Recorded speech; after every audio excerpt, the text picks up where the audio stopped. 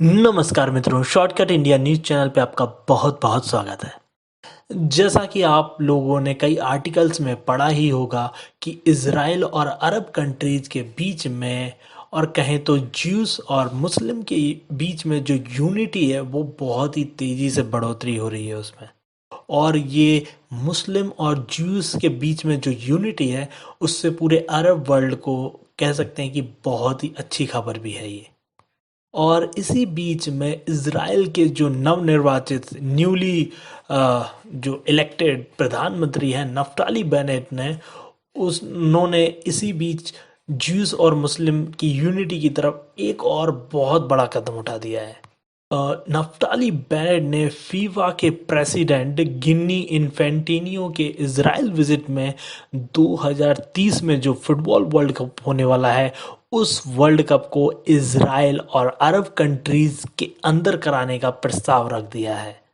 और इसी के साथ आप कह सकते हैं कि जो इज़राइल के पीएम हैं नफ्ताली बेनेट उन्होंने एक बहुत ही बड़ी कड़ी स्थापित कर दी है ज्यूस और मुस्लिम यूनिटी के बीच में।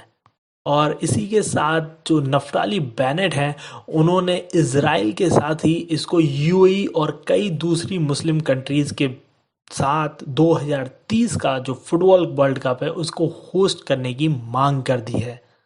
और इसी के साथ आपको समझ में भी आ रहा होगा कि ये अगर इस तरह की चीज़ें हो रही हैं तो इस रीजन में जो अरब कंट्रीज़ का रीजन है वहाँ पर काफ़ी कुछ सुख समृद्धि आएगी और माहौल भी काफ़ी अच्छा बनेगा।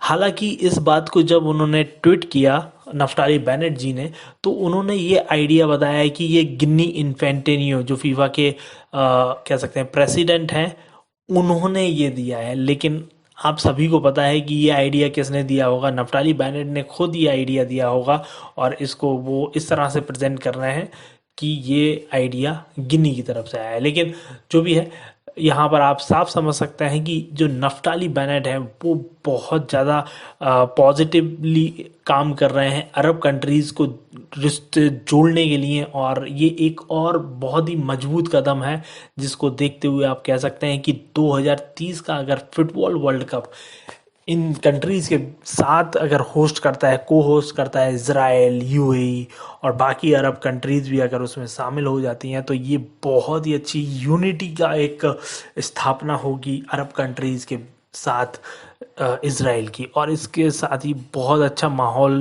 डेवलप होगा इन कंट्रीज़ के बीच में जिससे रीजन में तो शांति आएगी ही और साथ ही साथ पूरे वर्ल्ड के अंदर भी एक अलग ही तरह का कह सकते हैं कि खुशहाल एनवायरनमेंट होगा। तो इसी के साथ हम वीडियो का अंत करते हैं और धन्यवाद। भारत माता की जय। वंदे मातरम।